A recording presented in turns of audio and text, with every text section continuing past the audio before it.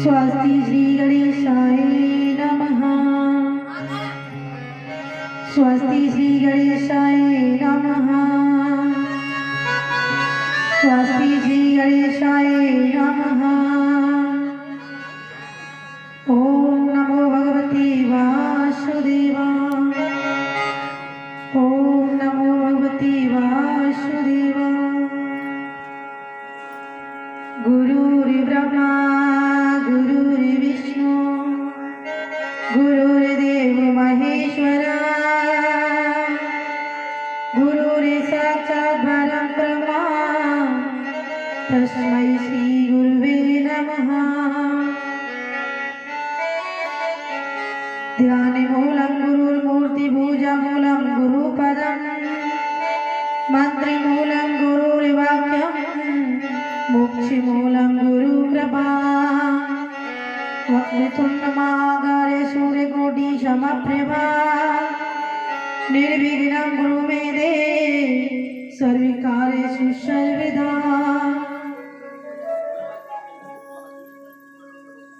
सर्वस्वरूपे सर्वेश्वरी सर्वशक्ति सर्वन्ते हे विस्तार विनो देवी गुरुवे देवी नमस्तुते।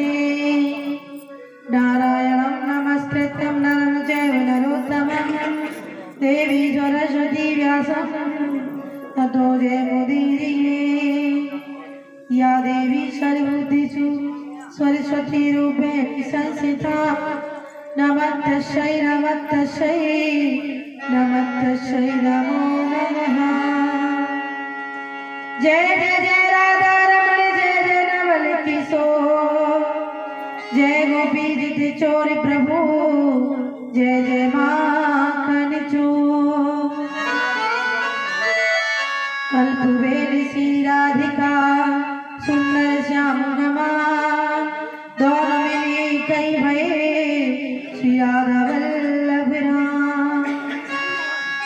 श्री गुरु चरण सरोज रज निज मन मुकुन सुधार वर्ण रघुवर विमल जसु जोदायक फल चार। बुद्धिहीन तनु जान के सुमिरो पवन कुमार बल बुद्धि विद्या देहु हरहु कलेश विकार। सब द्वारन को छोड़ के मैं आई तेरे द्वार हे रसुआन की लाडली टुक मेरी ओर निहार। कृपा करो बिलाडली टुक मेरी ओर निहार। सच्चिदानंद रूपाय विश्वोत्पत्त्यादि हेतवे तापत्रय विनाशाय श्री कृष्णाय वयं नमः। श्री गोविंदाय नमः। श्री राधा वल्लभाय नमः। श्री गोविंदाय नमः।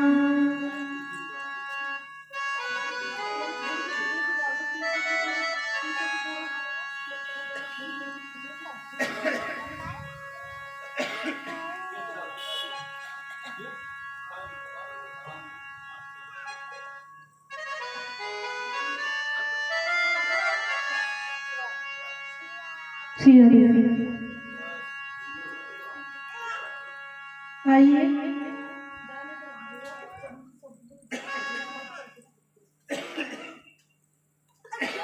अपनी मन और वाणी को पवित्र करते हुए श्री राधा रानी श्री ठाकुर जी का कीर्तन बोलेंगे।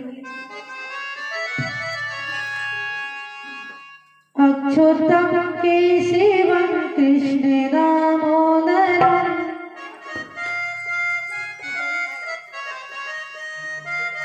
अच्युतं केशवं कृष्ण दामोदरं जानकी वल्लभं नारायणम्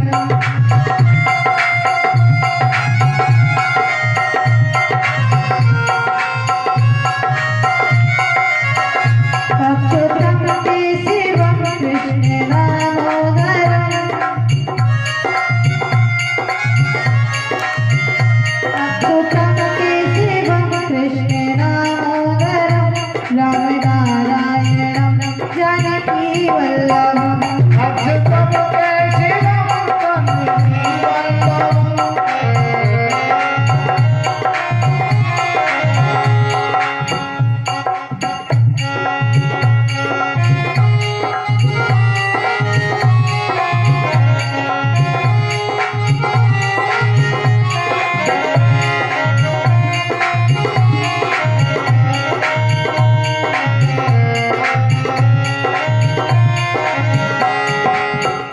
कौन कहता है भगवान आते नहीं कौन कहता है भगवान आते नहीं कौन कहता है भगवान आते नहीं कौन कहता है भगवान आते नहीं तुम मीरा के जैसे बुलाते नहीं तुम मीरा के जैसे बुलाते नहीं तुम मीरा के जैसे बुलाते नहीं तुम मीरा के जैसे बुलाते नहीं अच्युतं केशवं कृष्ण दामोदरं अच्युतं केशवं कृष्ण दामोदरं रामनारायणं जानकी वल्लभम् रामनारायणं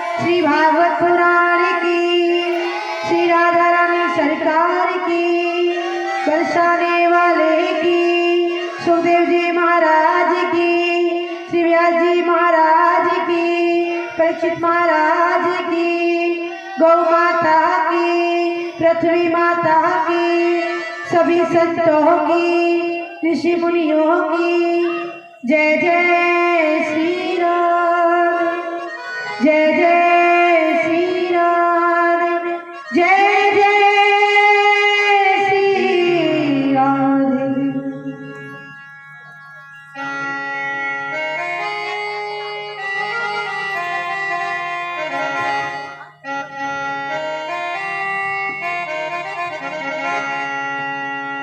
श्री पीताम्बरधारी बालकृष्ण जी साथ में श्री राधा रानी विराजमान है। ऐसी मनोहर जाकी को मेरा कोटि कोटि प्रणाम। संतों की मंडली विराजमान है। व्यास गद्दी पर आसीन श्री सूत जी महाराज, सभी संतों को मेरा कोटि कोटि प्रणाम। ऐसी ब्रजभूमि को मेरा प्रणाम, पृथ्वी माता को मेरा प्रणाम, गौ माता को मेरा प्रणाम, बस्ती माता को मेरा प्रणाम। भागवत पांडाल में बैठे हुए सभी श्रोतागण, सभी भक्तों को मेरा प्रणाम। गंगा व यमुना के समान पवित्र मेरी मातृशक्ति, पिता समान बुजुर्गवर, छोटे बड़े सभी बहन भाई को मेरा प्रणाम। सभी संगीतकारों को मेरा प्रणाम, सभी श्रोताओं को मेरा प्रणाम, सभी देवी देवताओं को मेरा प्रणाम। कि जानकी वल्लभ लाडले मेरे प्यारे हनुमान, आए के आसन ग्रहण करो तुम्हें मारन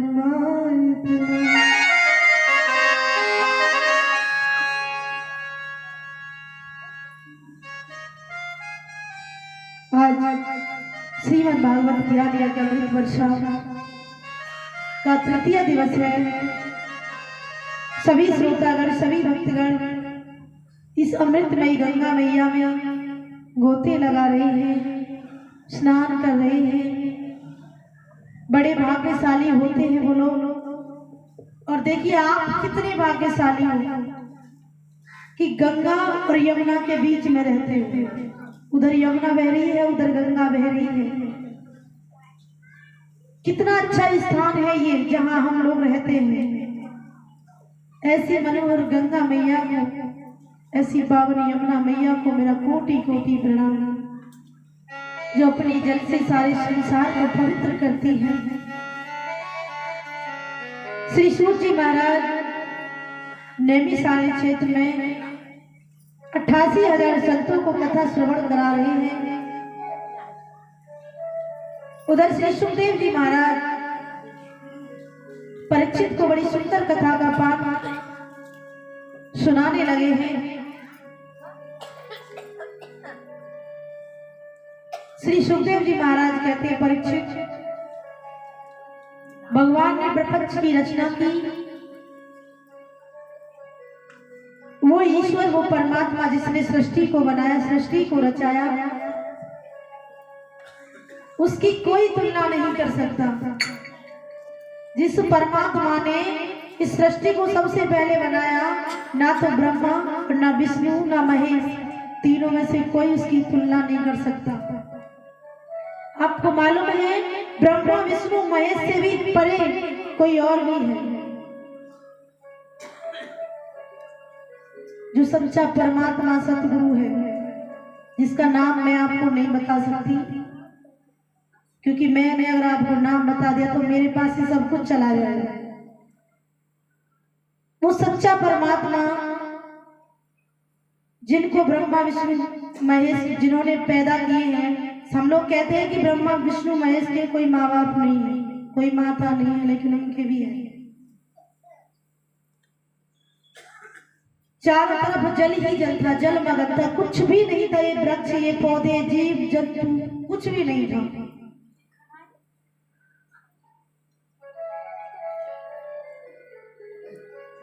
और ब्रह्मा विष्णु महेश से भी बड़े कौन है? काल भगवान। महाकाल भगवान, जो 4 भाई थे, जिनमें सबसे छोटे थे ये महाकाल। जिन्होंने बड़ी भारी तपस्या की। तपस्या करने के बाद जब वो सच्चे परमात्मा आए, उन्होंने कहा कि बताओ तुम्हें क्या वरदान चाहिए, मैं तुम्हारी भक्ति से, तुम्हारी तपस्या से प्रसन्न हूं। तब उन्होंने कहा कि मुझे कुछ नहीं चाहिए, मुझे 3 लोक चाहिए। उन्होंने कहा ठीक है, हम तुम्हें 3 लोक की वरदान देते हैं। उन्होंने 3 लोक दिए।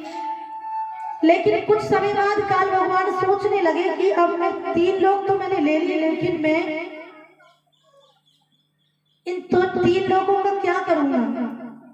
फिर उन्होंने तपस्या की, फिर सोचने लगे, फिर बड़ी भारी तपस्या की, फिर परमात्मा ने दर्शन दिए, फिर कहा कि बताओ तुम्हें अब क्या चाहिए। अब फिर सोचने लगे, बोले प्रभु अब मुझे वरदान चाहिए कि अपनी जो आपका जो घड़ा है, उस घड़े से मुझे एक जीवात्मा दे दीजिए। देखिए हम सब एक ही घड़े की जीवात्माएं जो सृष्टि पर भटक रही है। उस परमात्मा के पास एक बहुत बड़ा घड़ा है जिसके अंदर सारी जीवात्मा पड़ी हुई है। धीरे धीरे जिस जीवात्मा को पृथ्वी पर आना होता है, एक एक करके वो छोड़ते रहते हैं। उन्होंने कहा कि जब एक जीवात्मा को मुझे दे दो, तो सारी जीवात्मा रोने लगी। कुछ तो रोने लगी, कुछ दुखी होने लगी, सोचने लगी हे प्रभु हम इस धरती पर नहीं जाएंगे, हम उस मृत्यु लोक में नहीं जाएंगे। लेकिन उस परमात्मा ने सिर्फ एक ही बात कही जीवात्माओं से, ओ मेरे प्यारे जीव जाए रहे परदेश, कि ओ मेरे प्यारे जीव जाए रहे परदेश, और वक्त गुरु का नाम लेके रखते आना देश। उस जीवात्मा से जब ये बात कही तो कुछ जीवात्माओं ने कहा कि ठीक है हम चले जाएंगे। तब काल भगवान के पास वो जीवात्मा आई। फिर उन्होंने तपस्या की। उस काल भगवान की पत्नी का नाम था आद्यमा शक्ति। तो उन्होंने अपनी पत्नी का स्मरण किया, उनका ध्यान किया, तब अपनी पत्नी को बुलाया। जब आद्यमा शक्ति प्रकट हुई तब उन्होंने कहा बताइए स्वामी क्या आज्ञा है। तब उन्होंने कहा अपनी पत्नी से कि तुम्हें सृष्टि का सृजन करना है। तब आद्यमा शक्ति ने ब्रह्मा विष्णु महेश तीनों का निर्माण किया, तीनों को पैदा किया। लेकिन तब तक वो सृष्टि रचाने नहीं आए थे। तीनों का निर्माण करने के बाद जो परम ब्रह्म है, जो सबसे परे है, ये ब्रह्मा जी नहीं जो महेश के साथ रहते हैं, वो अलग है। एक ब्रह्म है, एक पर ब्रह्म है और एक महाब्रह्म है जो सबसे परे है, तीनों लोगों से परे है।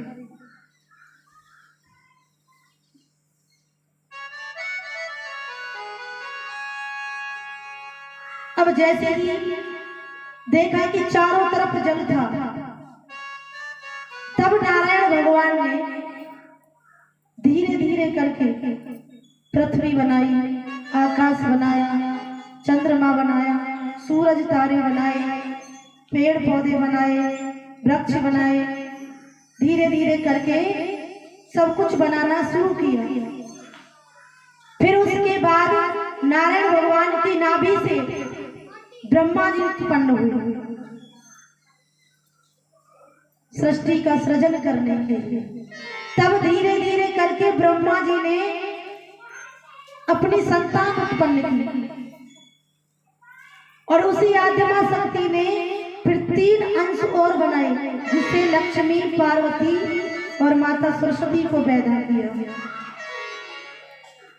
श्री सुखदेव जी महाराज कहते हैं कि हे परीक्षित, ब्रह्मा जी ने अपने मन से मरीचि को प्रकट किया, फिर आंखों से अत्रि को प्रकट किया, फिर मुख से अंगरा को प्रकट किया, कानों से पुलह को प्रकट किया और नाभि से क्रतु को प्रकट किया और हाथ से भृगु को प्रकट किया और अपनी चमड़ी से वशिष्ठ को प्रकट किया और अपने पांव के अंगूठे से दक्ष को पैदा किया और अपनी छाया से कर्दम ऋषि को पैदा किया। जिन कर्दम ऋषि जिनकी संतान कपिल भगवान हुई वही करदम ऋषि का विवाह देवहूति के साथ हुआ। जो मनु महाराज थे, स्वयंभू मनु, उनकी पुत्री थी 3, आकृति, देवहूति और प्रसूति। देवहूति का विवाह करदम ऋषि के साथ में हुआ। तो श्री परीक्षित महाराज कहते हैं, राजन मेरी समझ में नहीं आया देवहूति का विवाह कैसे हुआ, क्योंकि करदम जी तो विवाह करना ही नहीं चाहते थे।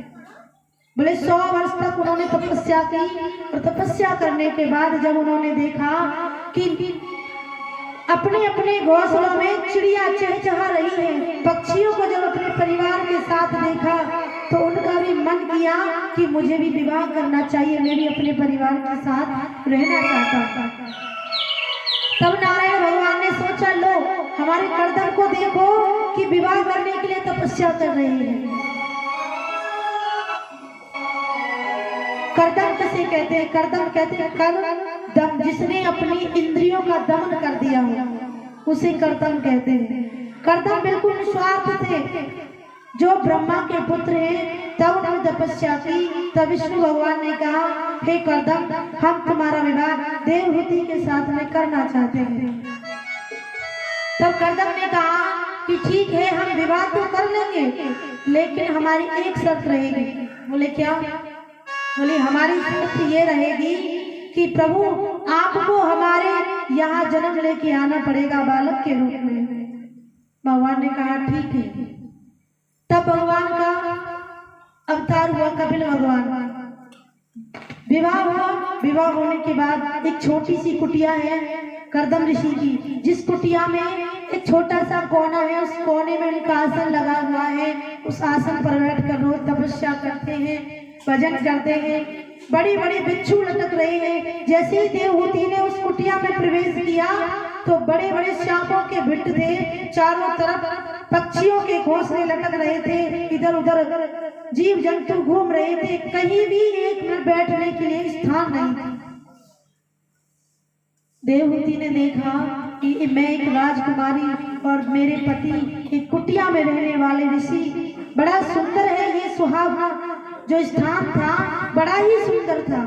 लेकिन करदम ऋषि ने कहा, हे देवी, मैं तपस्या करना चाहता हूँ। लेकिन देवहूति ने कहा कि ठीक है, तपस्या कर लीजिए। तो देखिए करदम ऋषि ने फिर 40 वर्ष तक तपस्या की। जब करदम ऋषि ने 40 वर्ष तक तपस्या की तो उनकी पत्नी ने 40 वर्ष तक भूखे प्यासे रह के रूखा सूखा खा करके वहीं पर अपना जीवन व्यापन किया।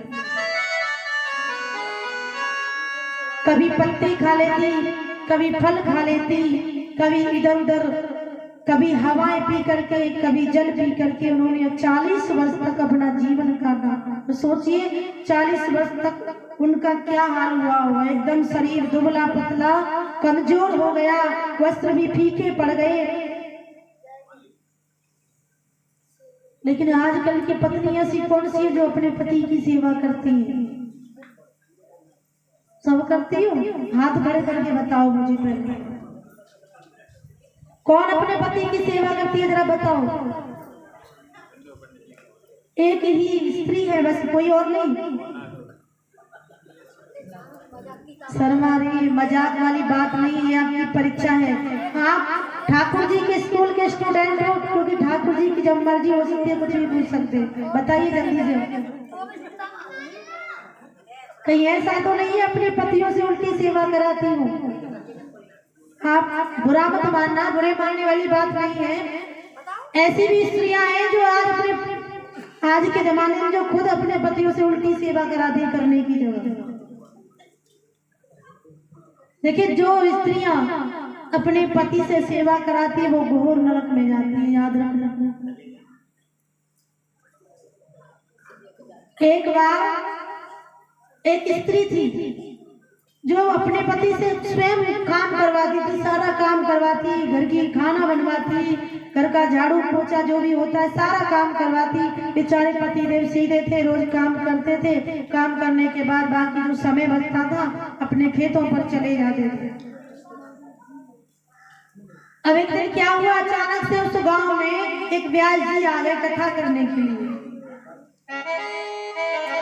तो कथा करने के लिए आ गए तो 2-4 अरे बहन चला आज तो कथा सुनने के लिए चलते हैं।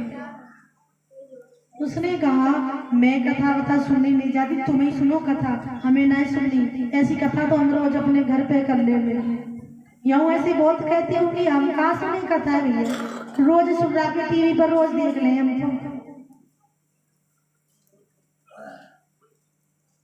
लेकिन जिद करने लगी, बोली कोई बात नहीं है, आज एक बार चल फिर मत जाना, लेकिन हमारे कहने से तू कथा सुनने के लिए चल। आप भी अपने पड़ोसियों को बुलाकर लाती हो नहीं? लाती हो नहीं? 2-4 पड़ोसियों को बुलाकर लाया करो, अरे बीवी चल कथा सुनने चलने, प्रसाद तो मिलेगा, आनंद आवेगा ना आवेगा तो बाद में देखी जाएगी। तो उसने कहा चलो तुम जिद कर रही हो तो मैं चलती हूँ। अब जैसी कथा में पहुंची,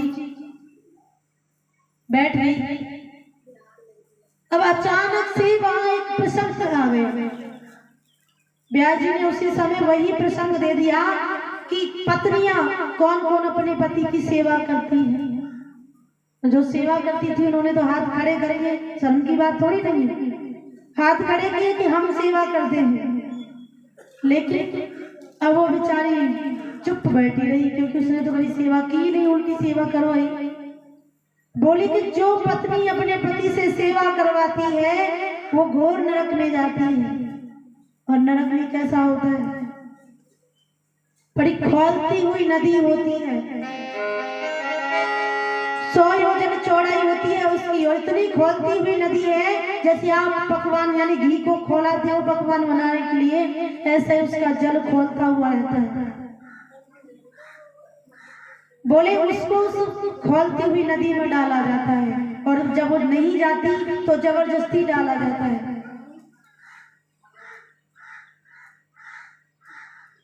हम यहाँ मनुष्य के रूप में रहते हैं, ठीक है? एक होती है आत्मा और एक होती है जीव आत्मा।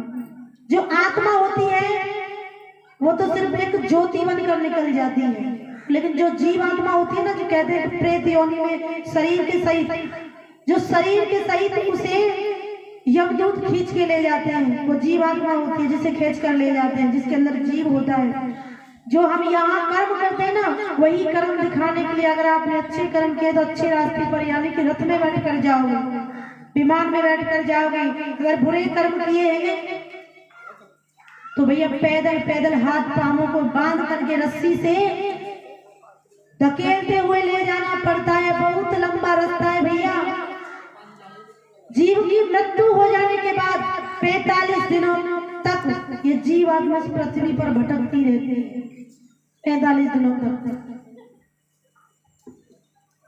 अब जैसे ही उसी ये पता चला कि ऐसा ऐसा मुझे करना पड़ेगा, और बोला कि बड़े गरम गरम कोयले होते हैं, एकदम लाल कोयले, जैसे लोहार अपने लोहे को गरम गरम कोयले में डालता है तो लाल पड़ जाते हैं, ऐसे कोयले में उन्हें डाला जाता है। नंगे पांव चलाया जाता है, निर्वस्त्र होकर के उन्हें कोयलों में डाला जाता है। और जो अच्छे कर्म करते हैं ना, वो बड़े सुंदर वस्त्र पहन करके स्वर्ग में जाते हैं, और जो बुरे कर्म करते हैं निर्वस्त्र होकर उन्हें गरम गरम कोयलों में डाला जाता है। जब ये बात सुनी तो एकदम डर गई। बोली अरे मैं ही अपने पति से सेवा कराती हूँ, अब तो मैं ही घोर नरक में जाऊंगी। अब तो उसने उसी दिन से नियम अपना बदल दिया। अब तो क्या किया, जैसे घर पहुंची और घर जाते ही सबसे पहले घर का काम किया, सफाई की, खाना बनाया। और जैसे पतिदेव तो खेतों पर गए थे, अब खेतों से जैसे ही आए, अब जैसे पतिदेव तो रास्ते से आ रहे थे, पत्नी जल का लोटा लेकर के दरवाजे पर खड़ी हो गई कि जैसे ही मेरे पतिदेव आएंगे तो मैं सबसे पहले उन्हें जल पिला दूंगा। अब लेकिन पतिदेव तो डर गए भैया। पतिदेव देख रहे हैं रास्ते से कि आज तो दरवाजे पर खड़ी है, कहीं ऐसे ना हो कि आज मुझे घर में प्रवेश ही ना करने दे, क्योंकि और दिन तो खाना बनवाती थी और आज तो क्या पता घर में ना घुसने दे। लेकिन जैसे धीरे धीरे बेचारे डरते डरते डरते डरते आए, पत्नी ने पानी पिलाया, अंदर लेकर के गई, पति को आसन लगा करके बिठाया है, बिठा करके बड़ा सुंदर पकवान बनाए, बड़ा सुंदर भोजन तैयार किया और भोजन लेकर के बैठ गई कि हे पतिदेव अब भोजन ग्रहण कीजिए। लेकिन पति देव तो डर रही है बेचारी, वो सोच रहे कहीं ऐसा ना हो भैया ये खाना पीना खिला करके मुझे कहीं घर से बाहर ना खड़ा कर दे।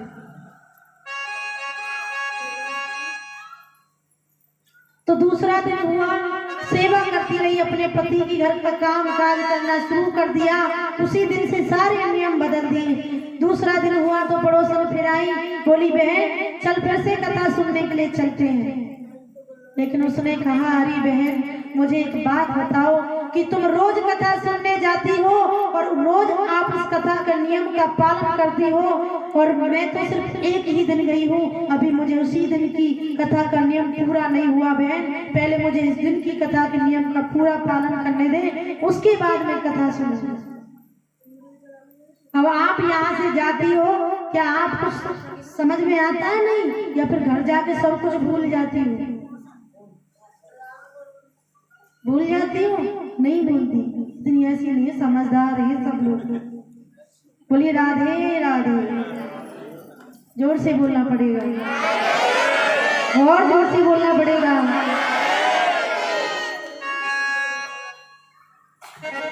तो ऐसे ही देव होती है, उन्होंने अपने पति की खूब सेवा की। गीला वस्त्र लिया, उस वस्त्र से अपने पति के शरीर को पूछा, साफ किया, शुद्ध किया। रोज ऐसे ही सेवा करती रही। 40 वर्ष के बाद जब कर्दम ऋषि की समाधि टूटी तो उन्होंने देखा अब वो अपनी पत्नी को भूल गए। अब उन्हें ये मालूम नहीं कि मेरी पत्नी बैठी है। कहने लगे हे माता आप कौन है और यहाँ क्यों बैठी हुई है? तब पत्नी ने कहा हे स्वामी मैं तुम्हारी माता नहीं हूँ, मैं तुम्हारी पत्नी हूँ। 40 वर्ष पहले आपने मेरे साथ विवाह किया था पर आप समाधि में बैठ गए थे और आज मुझे पहचान नहीं पा रहे हो। तब ऋषि ने अपनी दृष्टि से देखा, बोले हाँ तुम मेरी पत्नी हो। तब बड़े सुंदर सरोवर में दोनों ने स्नान किया। तो सरोवर में स्नान करते ही दोनों की आयु फिर से वही हो गई जो पहले वाली थी। तब कर्दम ऋषि की 9 कन्याएं उत्पन्न हुई और 9 कन्याएं होने के बाद तो ऋषि सोचने लगे कि अब मुझे वन में जाना चाहिए।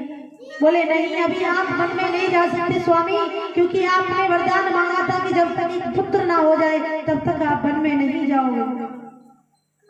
तब कर्दम ऋषि के यहाँ एक पुत्र पैदा हुआ। ऋषि ने अपनी 9 कन्याओं को अलग अलग ऋषियों को दे दिया, अलग अलग ऋषियों के साथ विवाह कर दिया। उधर कपिल भगवान का जन्म हुआ। बोले कपिल भगवान की। बड़ा सुंदर रूप है भगवान कपिल का, नन्हे नन्हे पाँव हैं, छोटे छोटे हाथ हैं। मैया बड़ी मुस्कुरा रही है भगवान को देखते हुए।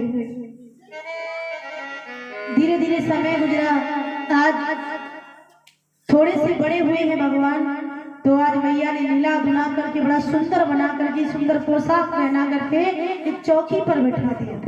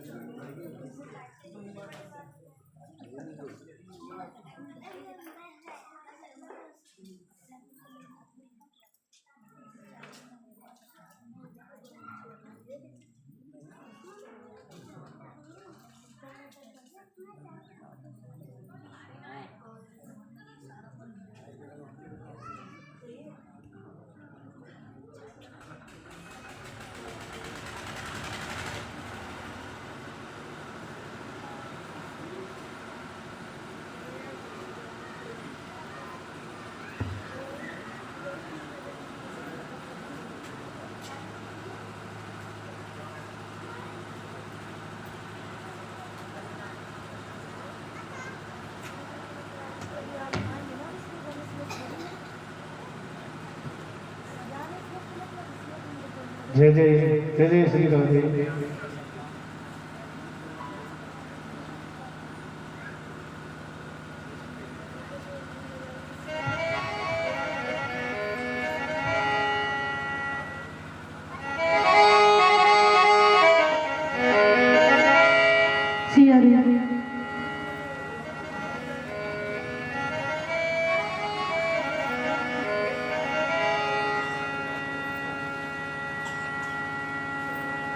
मैया ने बड़ा सुंदर बना करके चौकी पर बिठाया।